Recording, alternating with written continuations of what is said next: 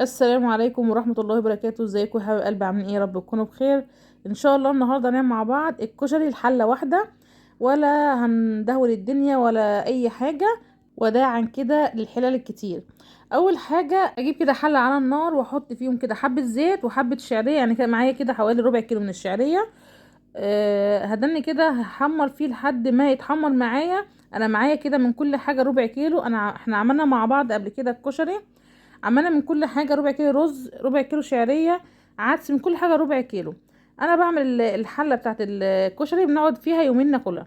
ماشي يا حباب قلبي، انا كده جبت ربع كيلو من الشعرية حمرتها، هجيب من كده ربع كيلو من الرز وهحمره مع الشعرية كده. بعد كده احط كده معلقة من الكمون، وده كده هشوح كده فيه، وبعد كده احط كده حبة ملح، وبعد كده احط قلبين من المرقه، وبعد كده هدني اقلب فيه يا دوبك كده، ايدك مستمره على طول، بس اهم حاجه على نار وسط.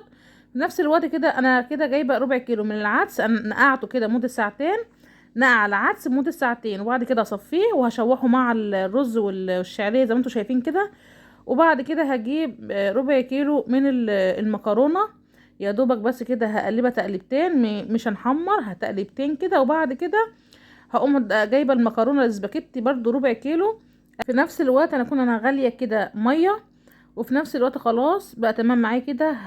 هزود بقى الميه، هزود كده الميه، بس اهم حاجه ما كتريش ميه علشان ما يتعجنش منك كده، بس تغطي بس المكرونه زي ما انتم شايفين كده. وحطيت كده حبه ملح واسيبه بقى بعد ما يتشرب معايا. في الوقت ده بقى هقعد هقلبه كده تقلبتين، وبعد كده هوطي النار على نار وسط خالص اكنك بتعملي الرز، وسيبيه مش هيكمل 10 دقايق وهيستوي معانا. اسرع كشري ممكن تعمليه في حياتك، يا دوبك 10 دقايق تكون مخلصاه، ومش هتدهولي الدنيا ولا حلل كتير ولا اي حاجه، وبالعكس طعمه تحفه.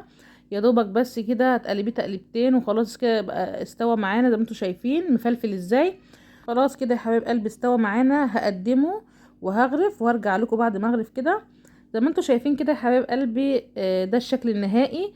احنا كنا محمرين مع بعض البصل، وكمان سالقين مع بعض قبل كده الحمص بتاعنا، وعاملين الدقه ازاي والصلصه ازاي. تقدروا تخشوا على الفيديو اللي انا كنا عامله فيه قبل كده الكشري، هتعرفوا ازاي اللي انا عملت الدقه والصلصه، وكمان الشطه بتاعت الزيت، وكمان ازاي تحمري البصل زي بتاع المطاعم بالظبط.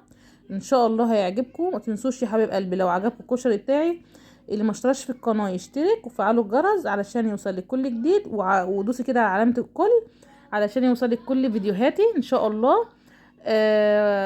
واحلى لايك كده واحلى كومنت كده، احلى اخوات في الدنيا. والسلام عليكم ورحمه الله وبركاته.